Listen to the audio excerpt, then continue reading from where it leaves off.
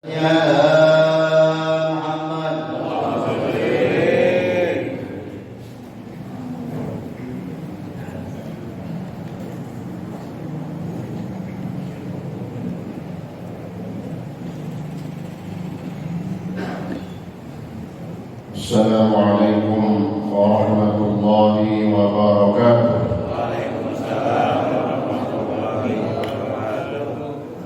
Mari kita baca suratul Fatihah. Kita menyiapkan kepada guru-guru kita, orang tua kita, keluarga kita, saudara famili kita, juga para jamaah kita yang telah berpulang ke rahmatullah, khususnya yang telah mewakafkan masjid ini dan donatur yang telah dipanggil oleh Allah Subhanahu wa Ta'ala agar Allah senantiasa mencurahkan rahmat dan maghfirah-Nya. Kubur mereka semua Allah jadikan rawdah min riyadil jannah, dan keluarga kita, jemaah kita yang saat ini dalam keadaan kurang sehat agar Allah angkat penyakitnya dan diberikan kesembuhan yang sempurna.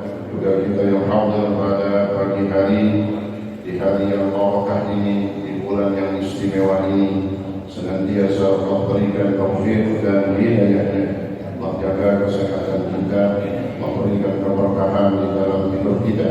Ala hadhihi niyyah khususan mu'allif hadzal kitab wa ala man wasalatu salih wa ila hadratin nabiy Mustafa Rasulullah Muhammadin sallallahu alaihi wasallam. Al-Fatihah.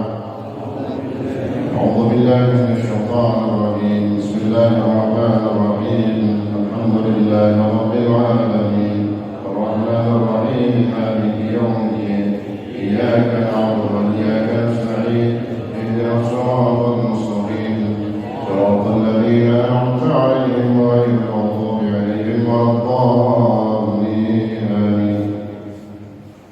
Al-Fatihah sekali lagi khusus untuk saudara-saudara kita, jemaah kita, tetangga kita yang saat ini telah dipanggil oleh Allah Subhanahu wa Ta'ala.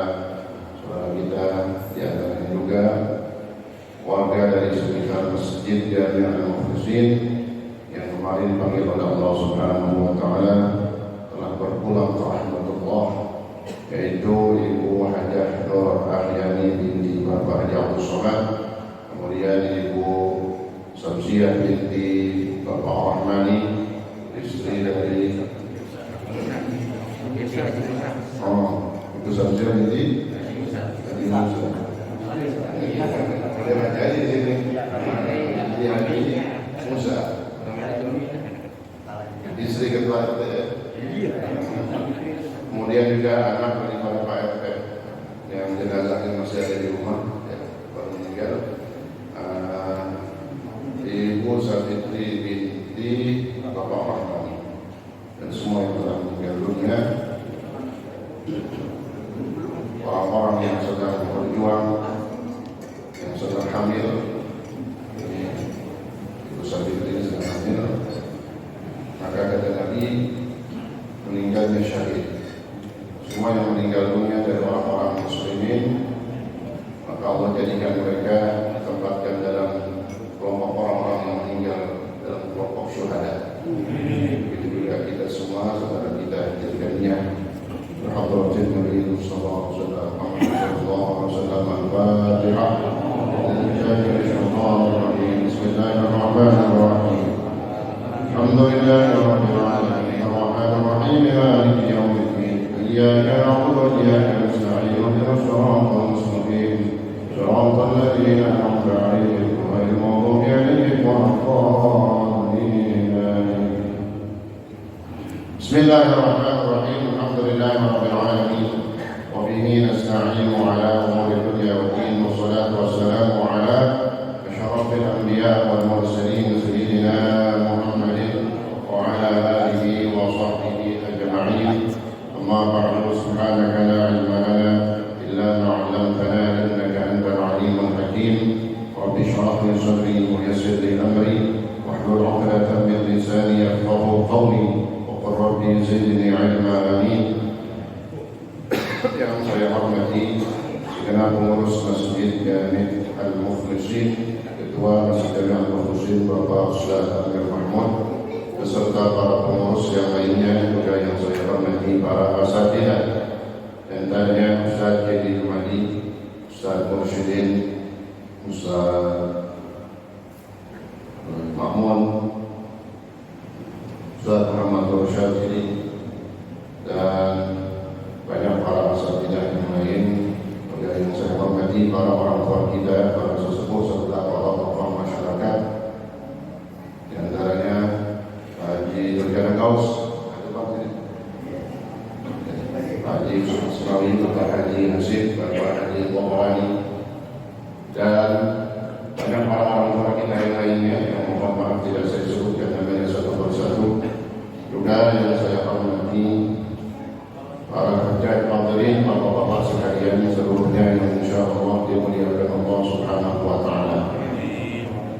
Alhamdulillah, syukurillah pada pagi hari ini tepatnya kita berada di hari yang ke-6 dari 10 hari pertama yang dimuliakan oleh Allah Subhanahu wa taala. Hari yang ke-6 di bulan Dzulhijjah bertepatan dengan hari Jumat.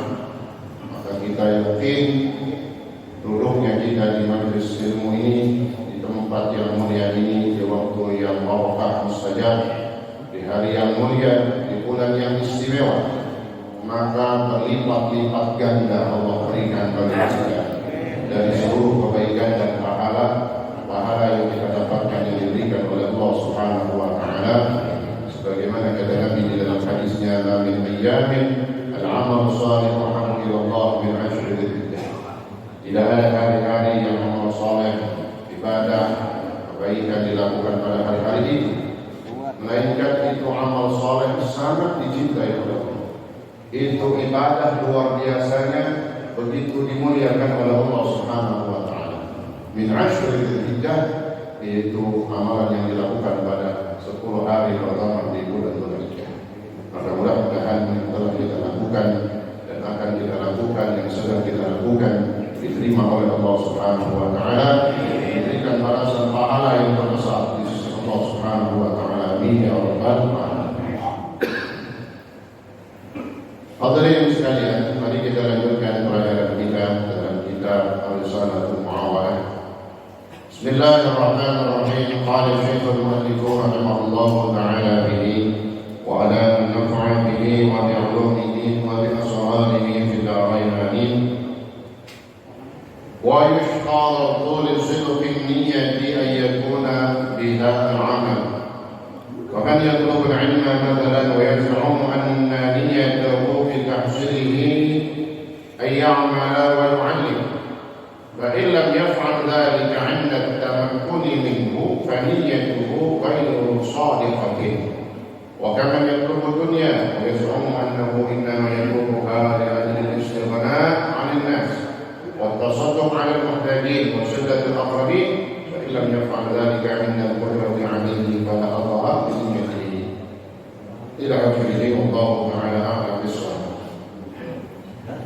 Hadirin sekalian, masih pasal tentang anjuran meluruskan niat, memperbaiki niat, dan terus mengontrol niat kita setiap hari, setiap saat, bukan setahun sekali.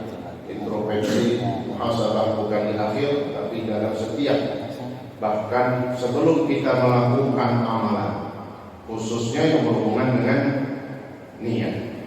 Wasahihin niyata qabla al-amali waqti biha maqrunatan bil amali. Baguskan niatmu, tashihkan niatmu sebelum kau melakukan satu amal. Wa yushtarat, dan disyaratkan supaya niatnya ini benar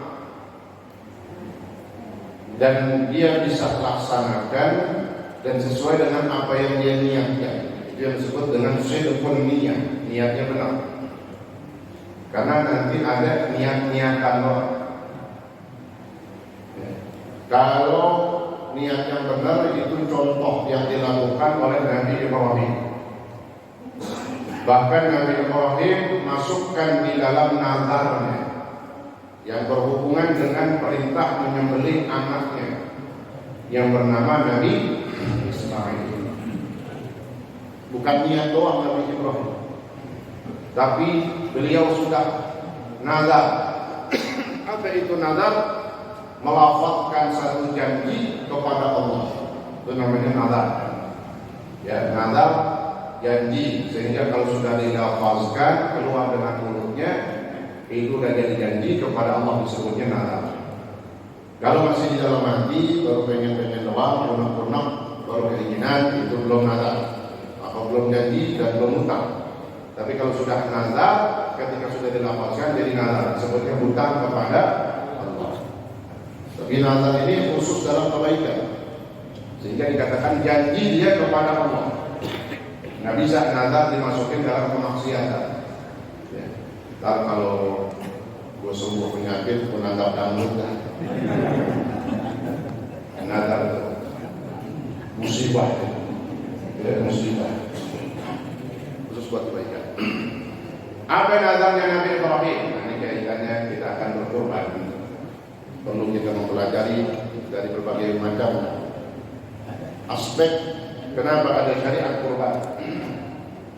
Nabi Ibrahim terkenal dengan kedermawanannya. Setiap hari menyembelih onta dan kambing yang tidak sedikit. Ratusan onta, ribuan kambing disembelih, dagingnya diberikan kepada fakir miskin dan saudara muslimin. Saat itu orang begitu luar biasa memuji Nabi Ibrahim alaihissalam. Malaikat juga memuji Nabi Ibrahim. Malaikat sudah sering ketemu sama Nabi Ibrahim alaihissalam, maka dipuji oleh malaikat. Para malaikat memuji Nabi Ibrahim. Oh, itu luar biasa Nabi Ibrahim. Setiap hari membeli kambing dan onta. Namanya dipuji, manusia juga Nabi. Sedikit keluar ada megar juga itu, hidungnya megar, dadanya, tapi nggak kayak kita. Ya. Keluar dengan kata-katanya, kata Nabi Ibrahim, jangankan onta sama kambing disembelih. Anak kalau saya punya, lalu Allah perintahkan sembelih, saya akan sembelih. Maka itu jadi janji, sebut selalu nazar. Sehingga ketika malam ke-8 yang disebut dengan malam Tarwiyah, malam hari ke-8 di bulan Dzulhijjah, malam Tarwiyah, Nabi Ibrahim bermimpi dan diperintahkan mendapatkan wahyu dari Allah untuk membayar nazarnya. Dalam mimpinya itu, aufi binadrik, wahai Ibrahim, ya Ibrahim, aufi binadrik, tunaikan nazarmu, bayar nazarmu, janjimu kepadaku, itu nazar. Dan janji kepada Allah. Nabi Ibrahim, oh iya, janjinya apa? Nyembelih anak. Maka pagi harinya beliau bangun, ya tarawwa, harinya maka disebut tarwiyah. Apa maknanya ya tarawwa? Berpikir-pikir, ayat tafakkar, pikir-pikir dulu. Malam pertama tuh ngimpi nyuruh motong anak. Mikirnya kenapa? Ini perintah benar berkagak. Kalau kambing sih disuruh potong, iya. Ini anak suruh sembelih. Aminah syaitan, aminah rahman. Ini mimpi dari syaitan atau dari Allah Ar-Rahman, Zat yang Maha Pengasih. Kalau memang dari syaitan nggak bisa masuk dalam mimpinya para nabi. Tapi kalau memang dari Allah, kebangetan juga dari ini. Pikir-pikir juga. Tapi masih mimpi pertama. Jadi kenapa disebut hari Tarwiyah? Karena berpikir-pikir. Jadi arti Tarwiyah itu ada dua. Luas di bahasa Arab, nggak bisa diarti cuma satu. Nah, orang belajar baca kitab, kalau cuma modal kayak kamus doang, kamus tapi itu penatu. Jadi kalau dia belajar dalam ilmu waktu begitu luar biasa, Tarwiyah, ya tarawah artinya yang pertama tadi berpikir. Diartikan yang kedua, kenapa juga dinamakan tanggal 8 Dzulhijjah hari Tarwiyah? Karena li'anna al-hujjaj yatarawuna al-ma'. Arti tarwiyah di sini artinya beda lagi, yaitu mempersiapkan ayyastaidunal ma' Zamzam. Mereka orang-orang yang akan wukuf di tanah Arafah, orang yang haji, dia mau wukuf besok tanggal 9, dari tanggal 8-nya, yang pergi haji mungkin ini. Karena tanggal 8 kita dapat disiap-siap semua, menuju bertolak ke tanah Mina. Karena ntar lewatin dari Mina, Musdalifah, ujungnya mentoknya Arafah. Mundur lagi habis mau wukuf Arafah, lewat Musdalifah, mentok di Mina lagi. Orang yang akan pergi haji tanggal 8 berangkat menuju Mina. Ngapain sudah berangkat? Dia tarawih. Mereka bersiap-siap mengisi tempat-tempat wadah bejana-bejana dengan air Zamzam. Nah, itu makna tarawih. Dia tarawuna ilmu, mempersiapkan air Zamzam untuk dibawa menuju manasikul haji, ke Mina dan seterusnya dalam ibadah-ibadah haji. Malam pertama disebut hari tarwiyah, tanggal 8 itu. Malam yang kedua, yaitu mimpi yang kedua pada malam ke-9, malam Arafah. Mimpinya sama banget. Datang perintah Allah, ya Ibrahim aufi binadri. Bayang nazar. Maka pagi harinya di tanggal 9, tahulah, mengertilah Nabi Ibrahim bahwa perintah ini dari Allah Subhanahu wa Ta'ala. Tahu maknanya Arafah. Maka disebutnya tanggal 9 Dzulhijjah disebut hari Arafah. Arafah artinya tahu, mengerti bahwa ini mimpi dari Allah, perintah dari Allah, bukan dari makhluk yang lain, bukan dari makhluk, tapi dari Allah Subhanahu wa Ta'ala. Maka juga hari Arafah diartikan karena saat itu orang yang pergi haji melaksanakan satu rukun haji yang harus didapati. Kalau dia nggak dapatin itu rukun haji, maka fala hajjalah, maka belum dikatakan sah hajinya.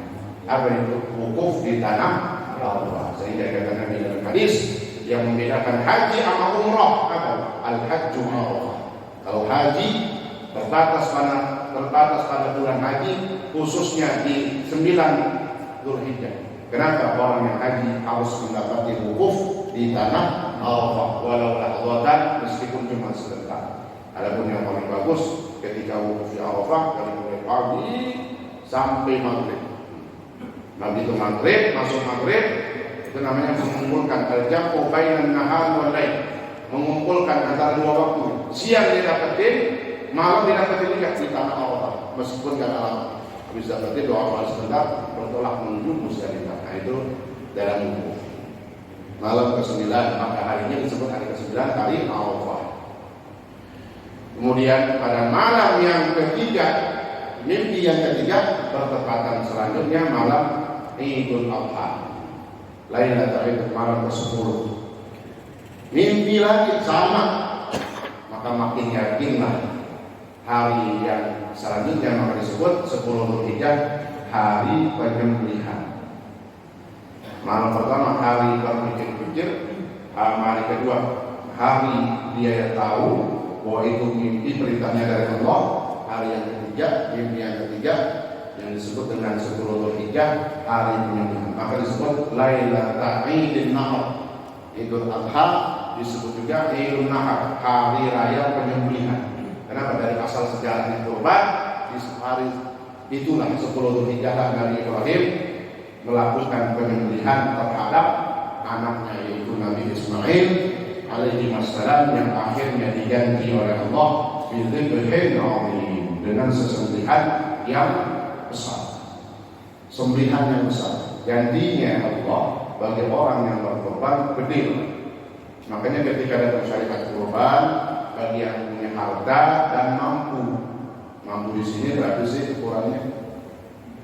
Kalau ngomongnya orang mau berkorban, ulama udah kasih rincian berapa batas kita dikatakan punya duit lebih lalu disunnahkan berkorban.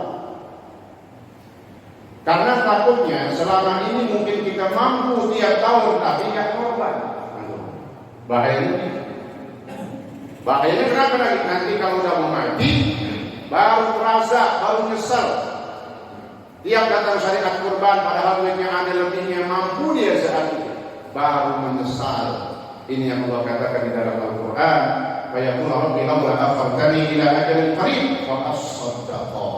Ya Allah, tundaklah kematian, karena aku melihat pahala orang-orang yang berkorban, pahala orang-orang yang dermawan, yang begitu luar biasa sedekahnya, apalagi ketika datang syariat kurban, mereka sedang membawa pahala yang lebih besar. Ini orang yang pelit, yang bakhil, mau mati baru nyesel. Diabadikan penyesalannya, digambarkan dalam Al-Quran dalam ayat ini. Laula akhartani ila ajalin qarib, ya Allah, kiranya kau bisa menunda kematianku ajalin qarib, dalam masa waktu yang sebentar, 5 menit aja. Mau ngapain dia? Wa asaddaqa, aku baru mau sedekah. Wa aku min shalihin, dan aku akan jadi orang saleh. Tapi kata Allah dalam ayat lain, kalla innaha kalimatun wa qailuha. Kalla, sekali-kali kalian jangan sampai begitu. Kita kan mati sekali-kali kan. Nah, jangan sampai mati dalam keadaan menyesal.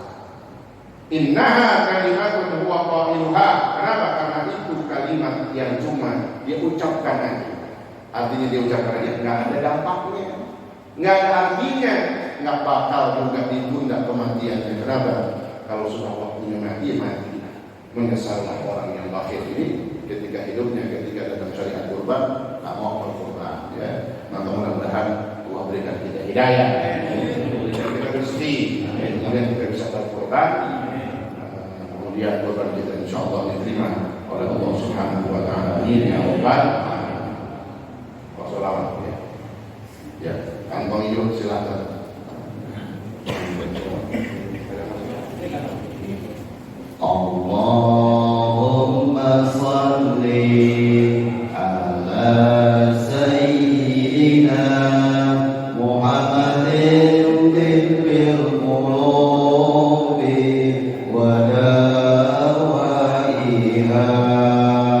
wa afiyatil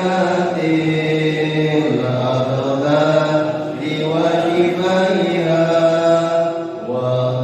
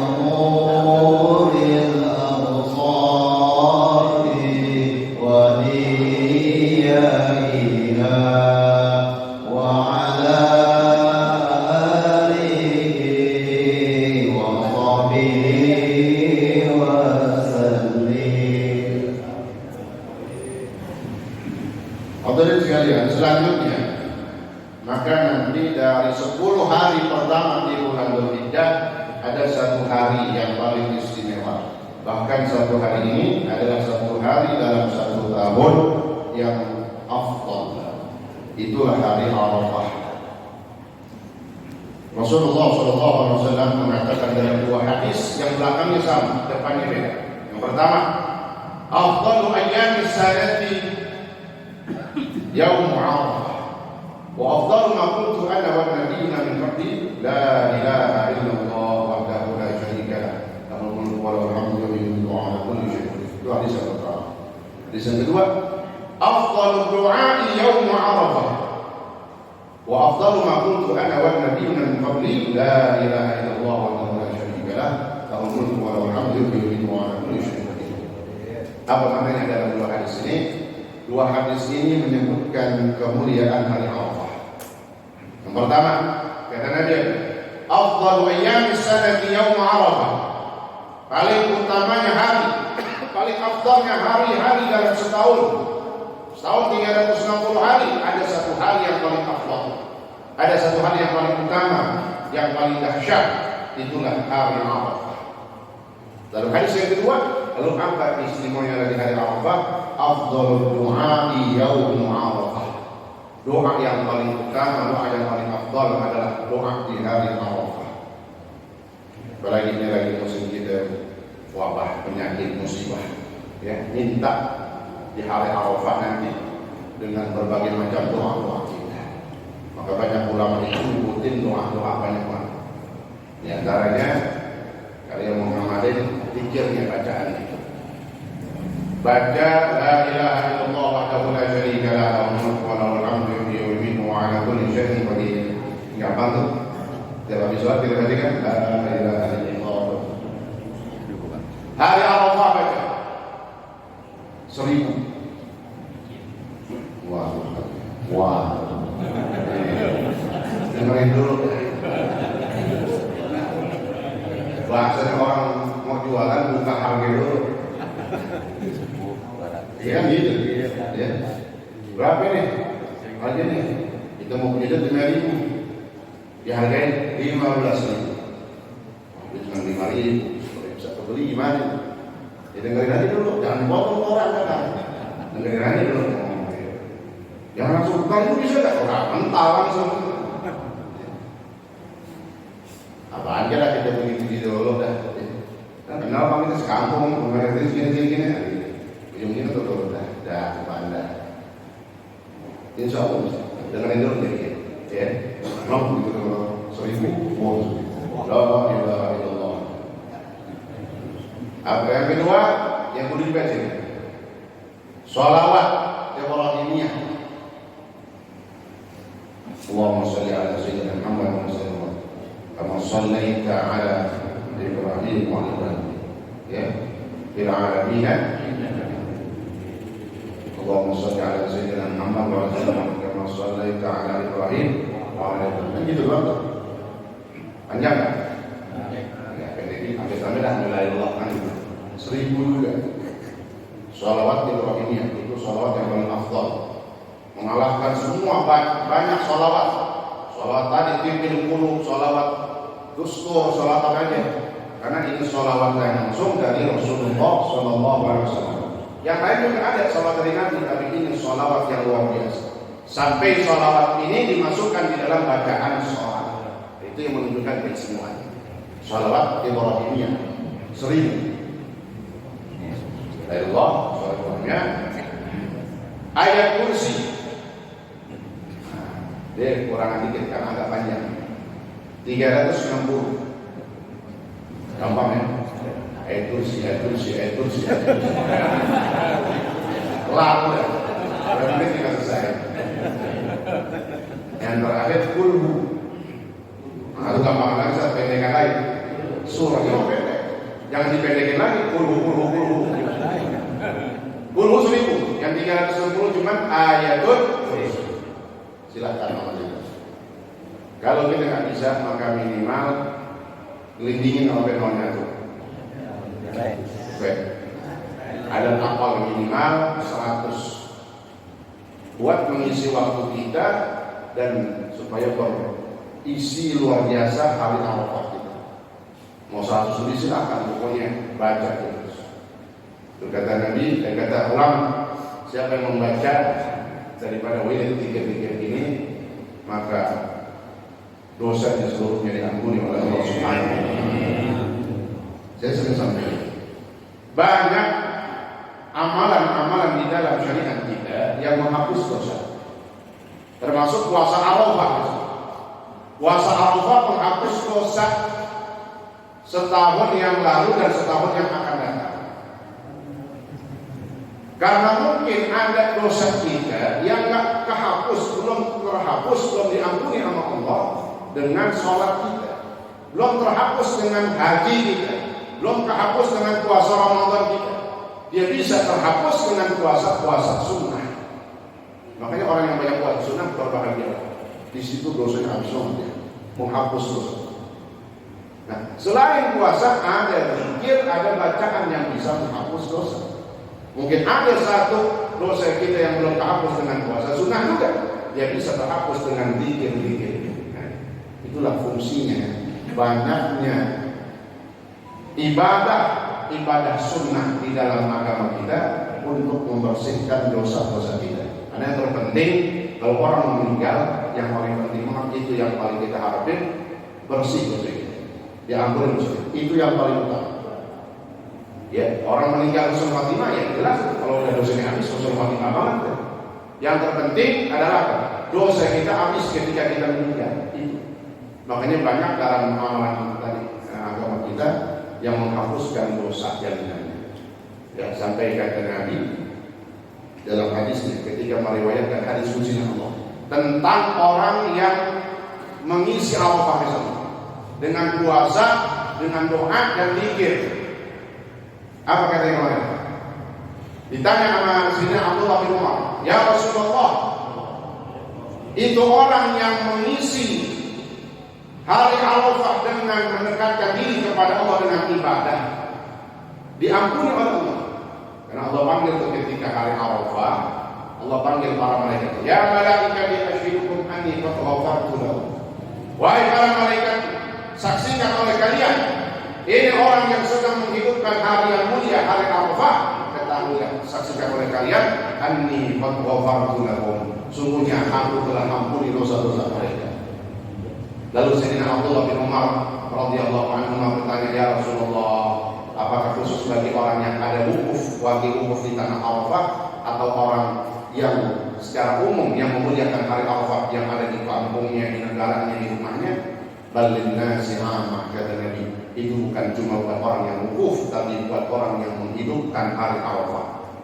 Itu makanya besok kita manfaatkan juga untuk mengisi, memaksimalkan ibadah kita. Ya, sambil kita memulai, insya Allah besok pas hari Senin, jatuh hari Senin pas pengajian di masjid hari Jumat. Kita puasa ke sahur sebelumnya, sahurnya di rumah masing-masing dah. Di sahur berangkat ke masjid. Kita awali hari Arafah kita dengan majlisul ilmi. Sekaligus kita nanti membaca dan memulai takbir. Karena syariat takbir Idul Adha itu lebih banyak kita membacakan takbir. 5 hari. Dimulai dari subuh hari Arafah 9 Dzulhijjah. 10 Lebaran, 11, 12, 13. Totalnya 5 hari. Jadi besok habis kita sholat subuh di sana, habis selesai salam, assalamualaikum warahmatullahi wabarakatuh, assalamualaikum warahmatullahi, langsung sudah masuk waktu disunahkan bertakbir. Allahu Akbar, Allahu Akbar, Allahu Akbar. Ini udah masuk. Jadi terus baik sholat fardu ataupun sholat sunnah. Habis sholat duha di rumah masing-masing takbir ada selesai. Oh, itu waktu juga mengumandangkan dan membesarkan nama Allah. Kalimat takbir, jadi orang takbiran jangan takut. Nggak ada dampak buruknya takbir dengan COVID, justru dampak bagusnya. Karena yang kita sebut siapa? Allah yang menciptakan penyakit, yang nurunin penyakit, kita besarin nama Allah. Oh, langsung.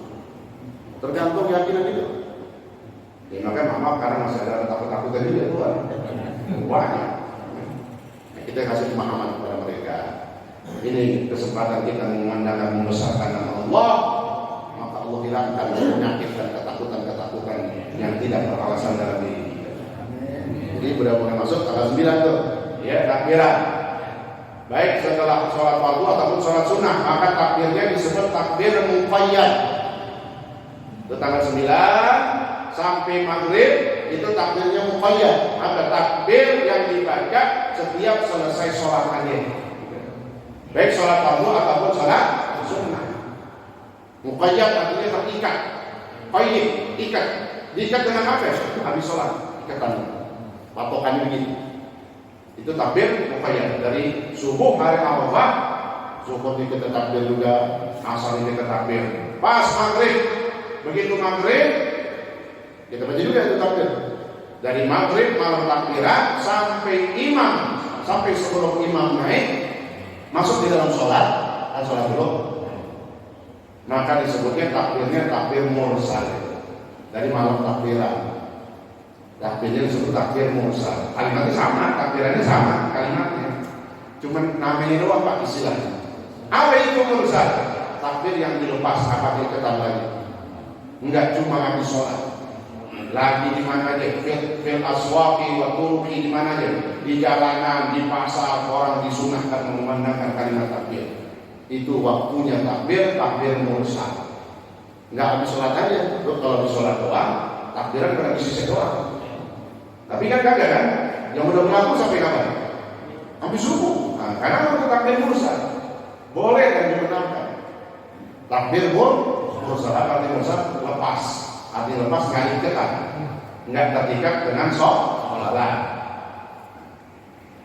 So baginya Idul Adha kita sholat. Habis sholat Idul Adha, Assalamualaikum warahmatullahi wabarakatuh. Assalamualaikum warahmatullahi wabarakatuh. Sebelum khatib naik takbir lagi.